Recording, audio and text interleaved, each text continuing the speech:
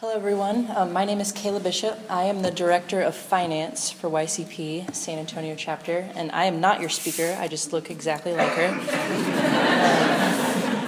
So I have the very great pleasure of introducing my mother to you. I have here her very formal resume, but I'm going to give you some things that aren't going to be on this resume as well. So sorry, Mom, in advance. So my mother is one of 5 children. She graduated from the University of Texas at Austin in 1983. She is a CPA. She got one of the highest scores on the CPA exam in the state of Texas. I know there are no CPAs here other than me and her because it's busy season, so it's very impressive, just trust me. She worked at Ernst & Young, which is one of the big 4 accounting firms, from 1983 to 1992. And in that time, she had a very important event happen. She had me. And several of her other children. I'm the oldest of 4, so she has 4 beautiful, perfect children. And even I'm learning something. It's supposed to be educational. From Ernst & Young, she left and went to work at Luby's in 1992. She started in their internal audit department and then ultimately got moved up the chain. This is where my memory starts to come in, and was made CFO. She served in that role for several years, and then she left and joined USAA in 2001, which is where she has been for the past period of time. There's a very long list of things she has done. I'm just going to run through a few of them very quickly. She started as the Assistant Vice President in Internal Audit, and then she moved to the Corporate Treasury Department. She was promoted to Vice President of Corporate Financial Planning, Forecast, and Analysis. There's an acronym for that. F something and A. She also then became the Chief Financial Officer, the Deputy Chief Financial Officer, sorry, in February 2012, and then recently was promoted to be the CFO. We were very proud of her for her promotion. Something that you won't see on here is that she enjoys long walks on the beach with her favorite bar at the end of it, the Wana Wana in South Padre. And she also enjoys long walks to Starbucks on Saturday mornings. She loves screaming at the TV when there's football games on. She will make dollar bets with you about said football games anytime you're up for it. And she is addicted to chocolate. So if any of you guys want to talk to her afterward and get on her good side, now you know how to do it.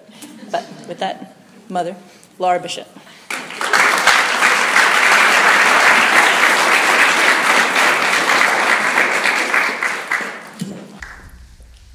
Okay, I don't stand behind things well, so I'm not going to stand back there. I'll probably trip before the night's over. Okay, first, I'm so excited to be here, and thank you to all of you for coming, because what a wonderful thing to come spend your evening with other young Catholic professionals. And there was nothing like this when I was growing up, and it was hard to figure out who was Catholic and where were they. So what an advantage you have, especially if there would have been a singles group like this. I would have really liked it. So no. Okay, Paul, I'm going to forget that you're here now. So anyway, I just appreciate you coming. I love not monologues, I love conversations, so I'm going to tell a few stories, but really the purpose of my stories is just to encourage you to think about what questions do you want to ask. Because I asked a lot of people before I came tonight, what do you think they're going to want to know about? And so people ticked off some things, and so I'm going to try to cover those. But really, this is your time. And I'm actually a very transparent person, so my family's just going to have to tolerate it, because I have the microphone and the stories will get told the way I remember them, okay? So please, if you have a question, if you have a hard question, ask it. I can choose not to answer it, but please ask, because this is for you, and this is for wherever you are in your life and how you're developing. So just a couple of other stories about me that I'll tell. I also had the privilege of growing up with a Catholic priest in the family. So I have an uncle who's a Catholic priest, and he's 81 now, I guess Uncle Alton is.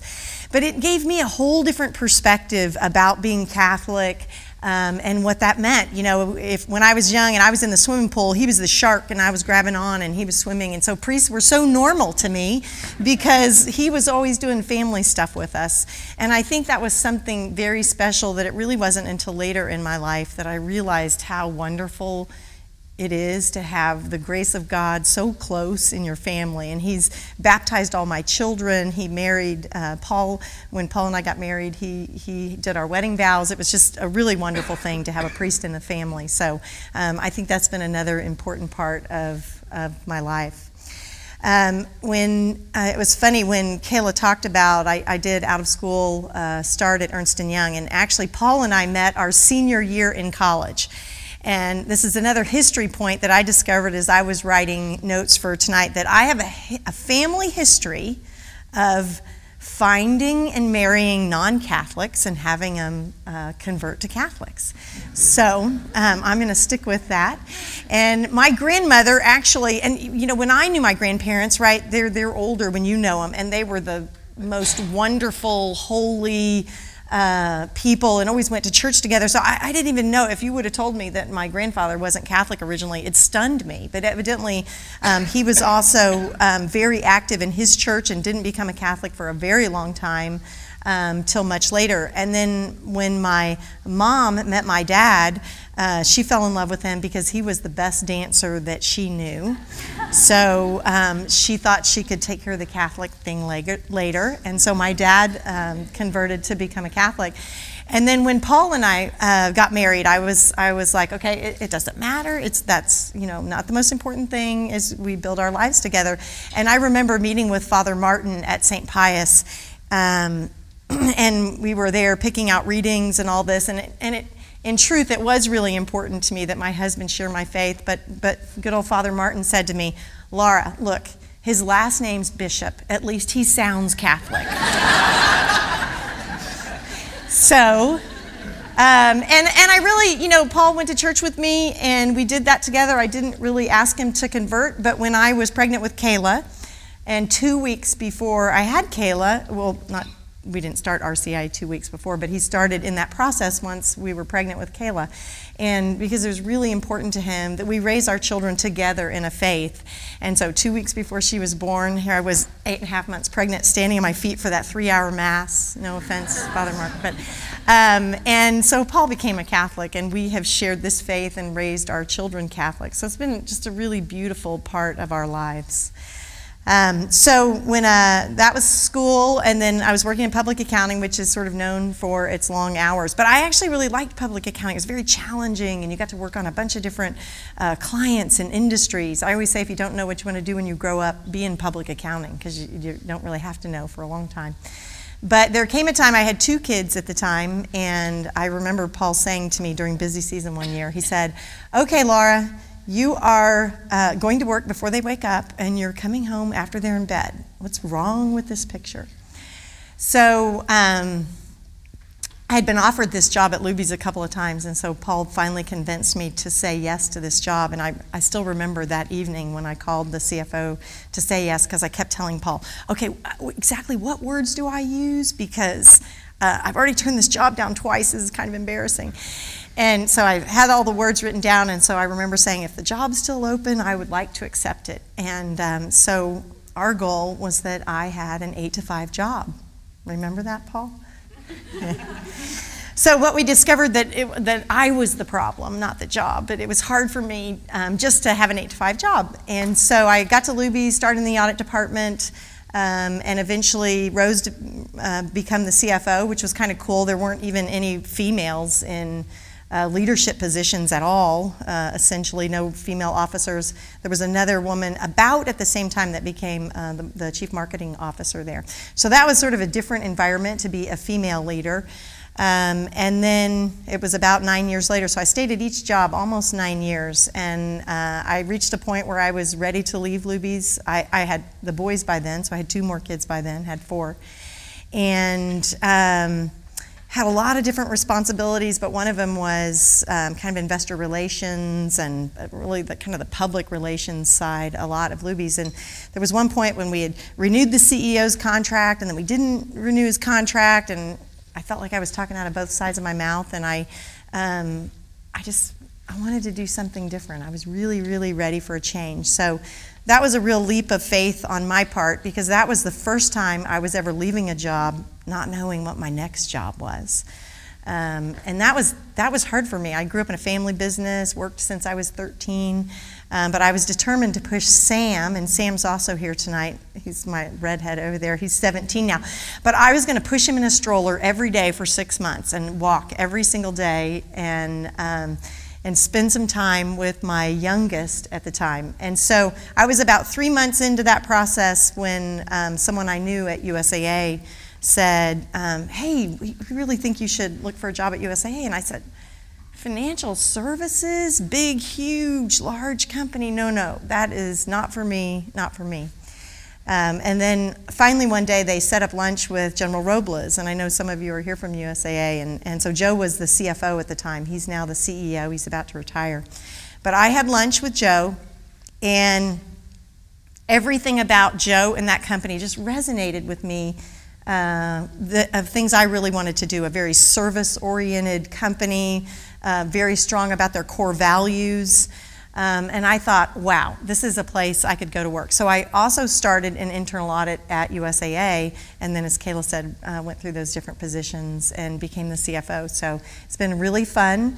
It's been very challenging to raise 4 children and be a mom and be a wife and do all those things while you have a lot going on in your life. So that's certainly not easy. I'm sure that will prompt questions from someone out there. But so that's just a little bit more of my background. And I think the other thing that different people talked to me about coming to talk with you about was about how do you incorporate your faith in your work life, and how difficult is that? And I will tell you that earlier on in my career, it was harder for me than it is now. Because now, someone stopped me on the escalator the other day, or was riding with me, and they were telling me something about their mom was sick or whatever, and I just did what I normally do. I say, oh my gosh, I'll pray for you. Or better yet, I have a mom who has a direct line to God, and I'll ask my mom to pray for you, which is usually what I say, right, Kayla? Because it's kind of true. And so the person stopped me right there, and they said, you know, that's one of the things I really love about you is your faith. And it's not separate from you at work. It's just part of who you are at work. And honestly now, I don't know how to be any other way, except that, you know, when you think about Christ and being a Christian and who we should be, it should be about caring and taking care of other people and being good to them. And so I think it's easier when you incorporate that just into your everyday life. As I've gone into different management roles, I remember another challenge I had was around, different people on your team they don't want you to use the word Christmas. I remember one time I was throwing a Christmas party. That is what I was throwing. But I had to call it a holiday party and not a Christmas party. And so, at first I was like, no, I'm not going to do that. But then I thought, well, if I want to be all-inclusive to everybody, that's okay with me. But if you ask me, I'm probably going to say Merry Christmas to you. But I was okay with sort of saying, okay, if it means everybody will come, then I'll call it a holiday party. And so I think along the way, you just kind of figure some of those things out about showing your faith and living your faith. I've certainly at work told enough stories about my children, whether it was this CYO game or that they just sort of know I'm Catholic. It's not anything I try to hide, but it's part of who I am. So let me start there with those stories and find out what kinds of questions do you have based on that. Who's brave enough to ask the first question? Yeah. How did you become strong enough in your faith to know that everything would be okay if you married a non-Catholic, and know that you would still grow in your faith? How did you become strong in your faith? Such a good question. I think that, for me, faith is about having a relationship with God. And when you go through your life and you don't have a very strong relationship, your faith suffers, I think. And I do think the older I get, the more I realize how important being in relationship with God is. And it kind of comes from different directions. But I will also, let me directly answer the question that I'm a very stubborn person. And I come by that very much from genetics, right? If you met my grandmother. And there was one time when I was in high school and I was dating a non-Catholic. And so he asked me to go to church services with him. So of course I went. Oh my gosh, I thought my grandma was gonna kill me. I mean, she was so upset. And so actually, I loved her so much, and that was so important to me to have her approval that I would, if I ever went to church with him, I made sure I also went to Catholic Mass that weekend too. So it was just both.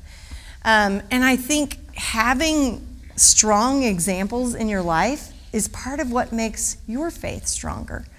And I think going through tough times is part of what makes your faith stronger.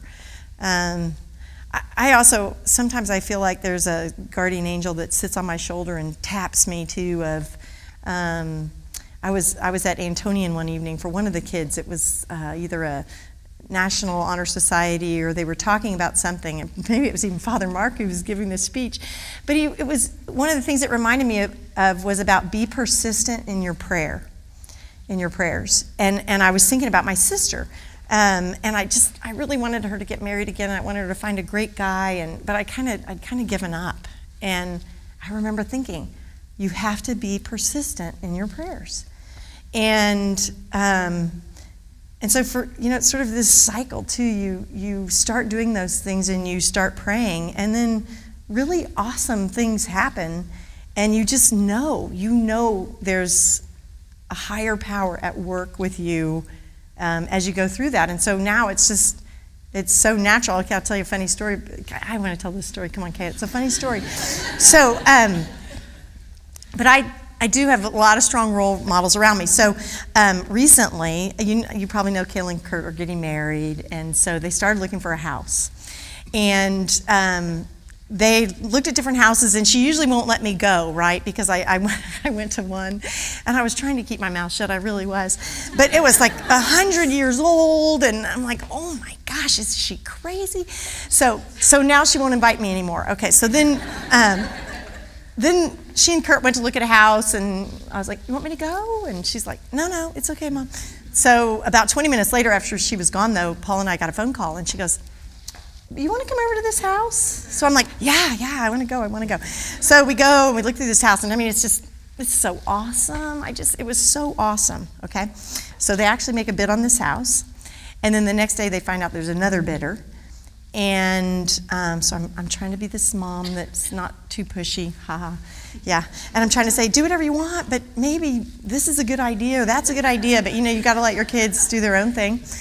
And so another person bid on it, and all the seller did was tell both bidders, okay, make your highest and best bid, and we'll pick who we're going to go with. And so I'm trying to encourage her to make this high bid, and so she and Kurt are making up their own minds. They make a bid. Well, they didn't get the house, right? It's the other bidder bid more money, and they didn't get the house. And I am just not happy about this, right? And I'm a woman who's sometimes in control. So I'm not happy, right? And so it's like 10 days later, I'm at my mom's birthday party with all these prayer warriors that I'm related to, okay? And my uncle that's a Catholic priest, and so we say the blessing, and it was my mom's 83rd birthday, okay? And they have get-togethers that are for adults only, which means that I'm not invited, okay? Because it's their generation, and I'm still a child. I'm still a child by their standards. So, but I secretly get invited to this if they need an extra domino player or a card player. So I get to go, and they say the blessing over the meal, and so I'm sitting there with Uncle Alton and my mom and her brothers and sisters. She's the oldest of 8. And so I said, Uncle Alton, is it bad if you pray for something bad to happen to someone else? So these are important theological questions, aren't they, Father Mark? So he's like, what are you praying about? And then they all start asking.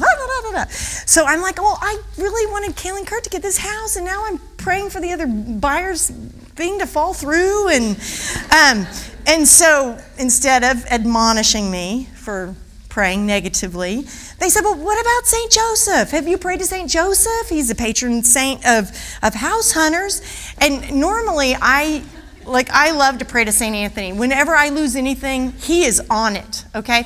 And so I make up ways to pray to St. Anthony. Like if it's over a test grade, I'll say, well, if he's going to lose the A, maybe you can help him find it, right, Sam? So I pray that. So I just didn't think about St. Joseph, okay?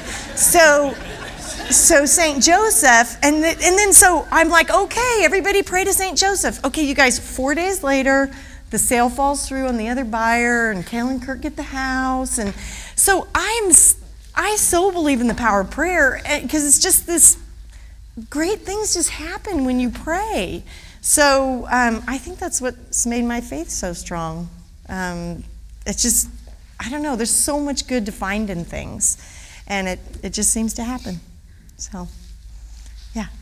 So, was there ever a moment, especially in your career, where you felt like you were at a point you had to compromise or near compromising, and how did, if you have an example of how sticking to your faith or relying on your faith to see it through kind of prevailed? Well, I definitely think when I was leaving Luby's, to kind of take a leap of faith of not knowing what I was going to do next, I think I really, faith was so important. If I think about compromises, honestly, the hardest compromise for me is trying to be a great wife and a great mom, all while I have a big job. And so maybe it's not really a compromise of faith, but it is kind of a compromise of what I think a good Christian wife should be and what a good Christian mom should be. And that's it's a tough one for me. It's tough all the time, because I think about, the good Lord gives you skills and talents, and he expects great things of you. And I always wonder sometimes, am I doing the right thing? Because I feel like you can't be perfect at everything. You just can't. And so I think the compromises for me come with trying to figure out, if I gave up one of those, could I be better at the other ones? If I didn't have this big job, could I be a better wife? Could I be a better mom? And so I pray about that a lot. And I think for me that it keeps coming back to, you're going to get called to different things, and you impact people's lives in very different ways. And I know that at work, and when people come up and they'll tell me what a difference I'm making in how they aspire to do things. And then I think, okay, I'm just going to keep plugging, even while I don't feel perfect at those things, that it's the right thing. And then I'll tell you one more situation for compromising, or at least that was hard for me. When you manage people, oh my gosh, you're going to deal with things that you never thought you were going to have to deal with.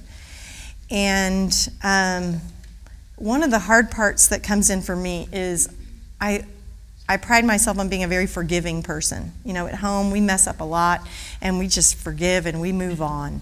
And so I like to forgive. But sometimes in a work environment, there's someone who works for you where you have to have certain standards that you can't compromise, because you just start down this slippery slope of decision making, that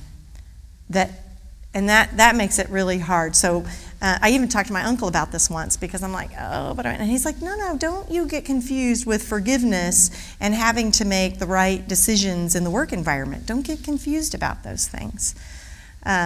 So that's one example I can think of.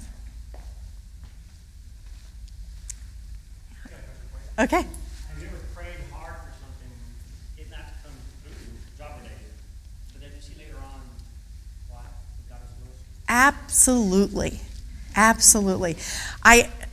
The good Lord and I always tease that I get a little confused over thy will be done versus my will be done. We get confused. But there's so many times when there's some silver lining, when something I prayed for, or I thought I really wanted it to come out this way and it didn't. there's so many times I just believe God knows what he's doing. So, and I try hard to not pray for a specific outcome. I mean, I really do try to think about thy will be done. She's going, yeah, sure, Mom. Yeah.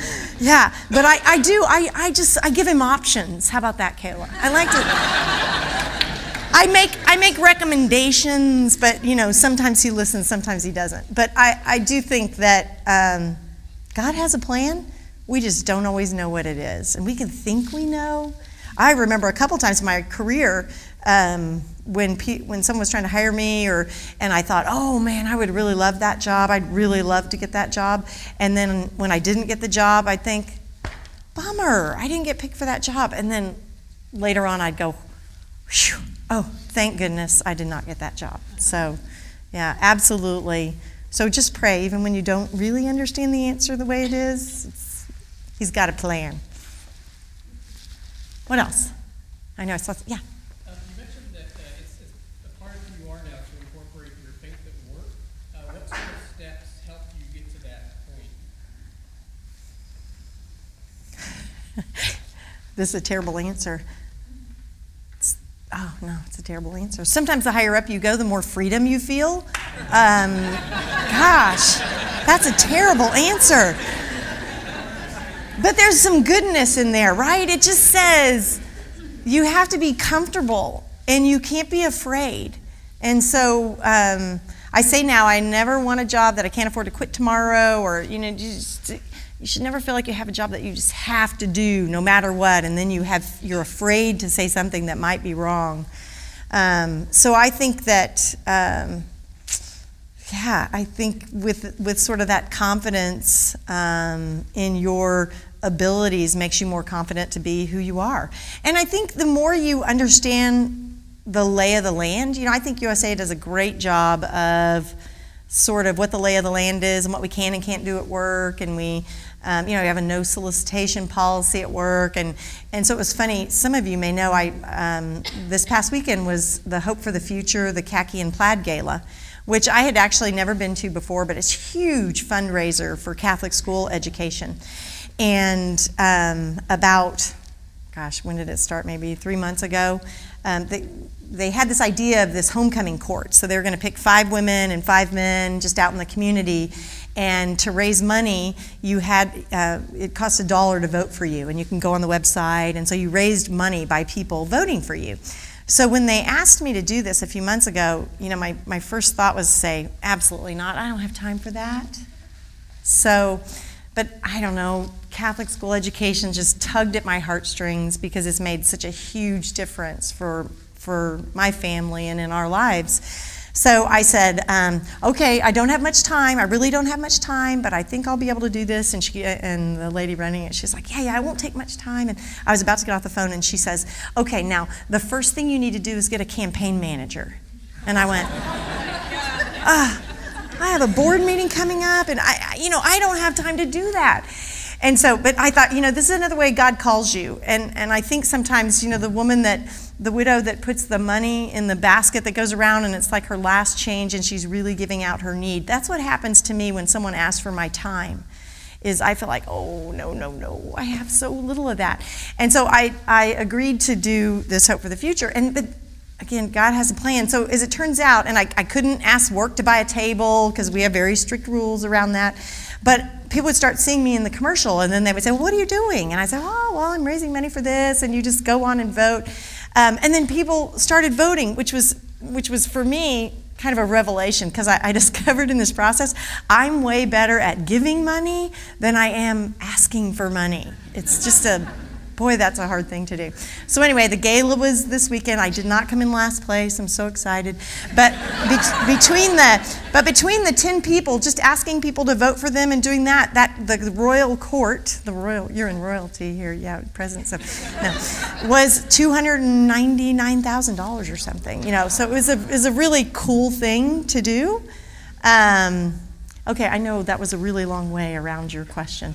But, so even in a structure where you can't, I couldn't really ask for money at work, there's just a way to be who you are, and when people ask you about what you're doing or what team are you coaching or whatever, that you're Christianity and your Catholicness really comes out, and I think that's fine. I think you should be comfortable with that because it's a beautiful thing. Okay, what else? Yeah. Thank you. How are you today? Good. All right. Well, so you said how your faith life incorporates everything about who you are. In terms of your interests, how did your faith life, do you see parallels between your interest in business and finance and your Catholic faith?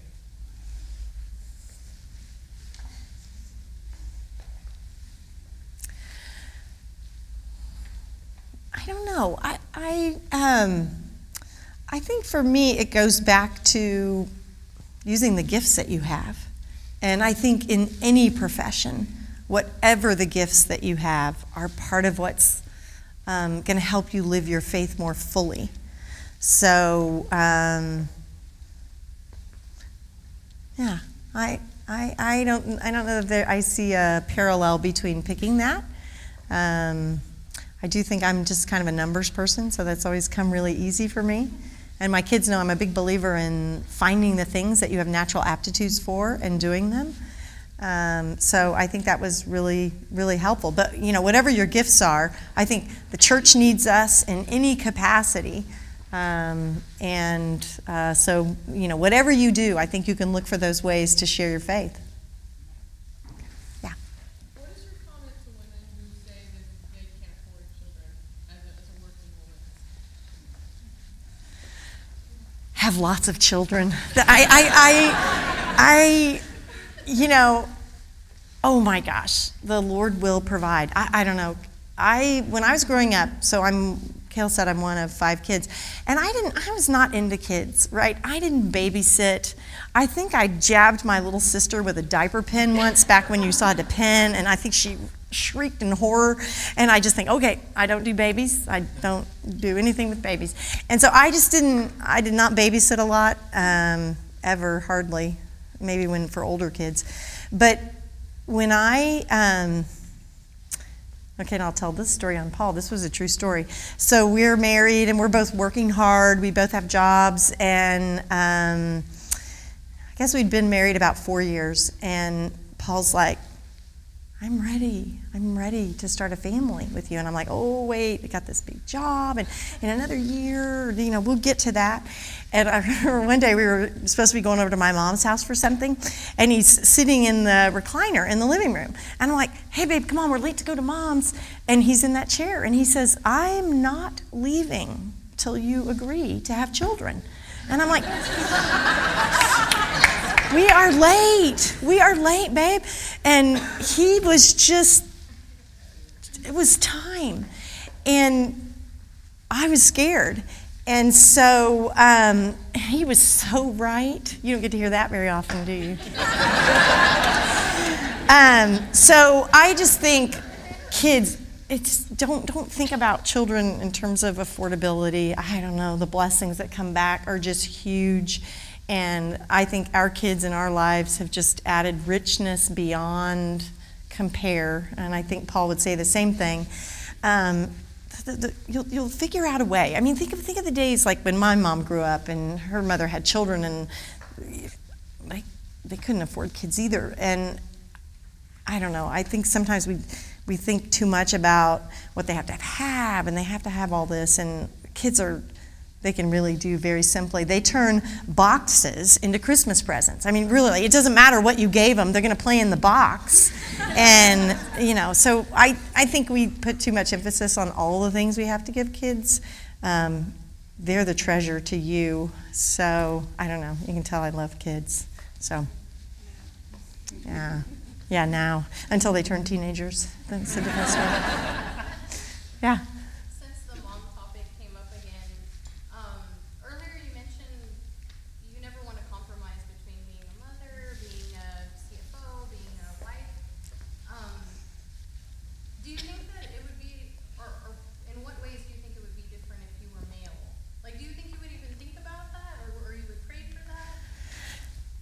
Oh, that's a great question.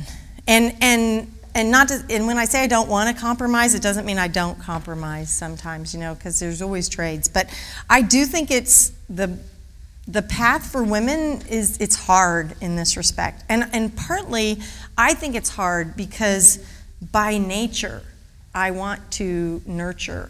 You feel those demands. And Paul's better at tuning things out sometimes, or he just doesn't feel the same way about him that I feel about him. And so I think it is hard, and I think the demands, it's just a different perspective, because you want to nurture, you want to be doing those things as a mother, and things that'll faze me won't faze him. And one of the things that I think is so important is just the partnership between the mom and the dad with raising kids, because I know that our kids' lives are richer because of Paul and because of what Paul did when the kids were little. I think their lives are richer. And so in a way, it was good that I worked, because I don't think we would have been as demanding on him as what we ended up being. And so it's funny, what happens is when they tell stories now, it's kind of funny. Sometimes they get them right, their memories are right, and then sometimes they don't get them right, but that's okay. But because I worked, Paul had to do a lot. He really had to do a lot. And like for starters, he's a way better cook than I am. In the early years, we tried to share that duty 50-50, and it was just painful for everyone. So, but then whether it was picking up the kids from school, or he coached a lot of their teams, and they had so much interaction with both of us. I remember one time the kids went to St. Pius growing up in grade school, and I'm in the hallway once, and I'm reading a paper that Jake wrote, and I can't remember, he was still pretty young. And it was Catholic Schools Week, and you write what you love about your parents, and so I'm reading this paper that's hanging in the hallway, of course for all of my friends to see too, right? So there's all this stuff on the front of everything he loves Dad for, and he's going on, and I'm starting to feel about this big. I'm ready to quit my job that day, because I'm like, I want the papers to be about me, not you.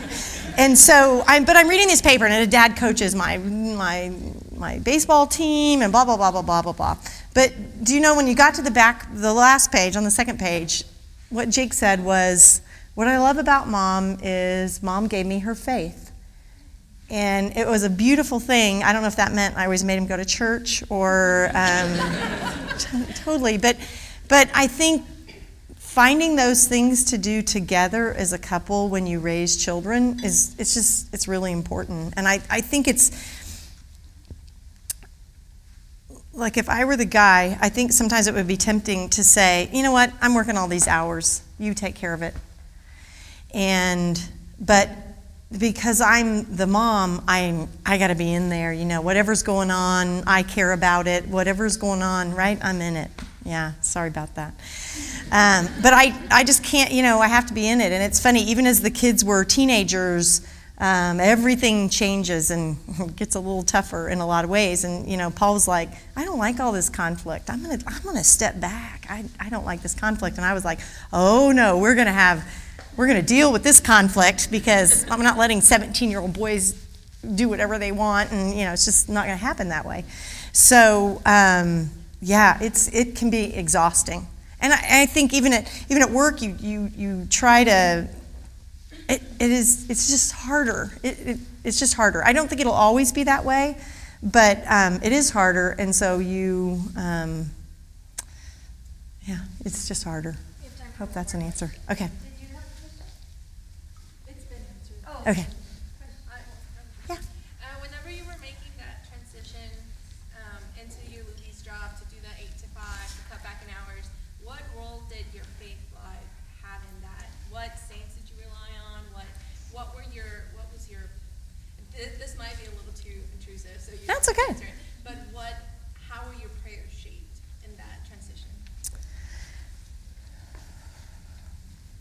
Well, I think, whenever you go through a change like that, it's very anxiety producing, because you don't know. You know what you have, so even when you're letting it go and you think you're going to something better, you still know what you have. You don't know what you're going into. And I think to hold on to your faith and your prayer life, I don't think I was praying to St. Anthony for anything at that point, but again, to hold on to that to sort of help you through the transition. I find I tend to, in those stressful times, I tend to gravitate to my family because that's where my comfort zone is. And that's where I want to be when I'm going through something that's tougher. And I just think you stick to prayer, you know, that no matter what it is. And it was funny, when I started that job, at first I was so unhappy that I wanted to leave. And EY was trying to get me back, okay? And I almost left, but then I thought, you know what? I have to give this 6 months. You have to, if I made a commitment, and I think that's part of where my faith is, if I made a commitment, I'm going to stick with the commitment I made and honor that, even if I think I'd rather go do something else. And so once I stuck with it and kept that commitment, then it just opened so many doors, and I started finding so many interesting things to do that I really enjoyed it. And so I think I find faith so foundational. You just can't ever let go of it, no matter what you're doing. So, okay, I know you're going to give me the hook. Hey, thanks for letting me come. I really appreciate it.